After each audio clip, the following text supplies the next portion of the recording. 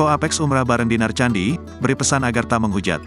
Hal tersebut diketahui dari unggahan di akun Instagram @ko_apex, Jumat, tanggal 3 November tahun 2023. Dalam momen tersebut, Ko Apex tampak menunjukkan kebersamaan dengan Dinar Candi. Ko Apex tampak sedang makan bersama Dinar Candi. Dinar terlihat mengenakan busana muslim berwarna hitam dipadukan dengan kerudung putihnya. Sementara Ko Apex mengenakan busana muslim dengan warna senada. Suami Ayu Soraya itu menuliskan caption dengan nada menyentil. Ko Apex meminta warganet untuk berhenti menghujat Dinar Candi. Pengusaha kapal tongkang itu meminta hal demikian sebab pada saat ini ia dan Dinar Candi tengah melakukan ibadah umrah. Ayah dua anak itu pun juga menyinggung soal dosa dalam keterangan unggahannya tersebut. Nanti yang ngehujat malah dapat dosa. Kalau udah berani ke tanah suci, kalian komen yang sehat, serunya. Dalam kesempatan lain, Ayu Soraya juga sempat mencurahkan isi hatinya saat mendapati sang suami memiliki hubungan dengan Dinar Candi.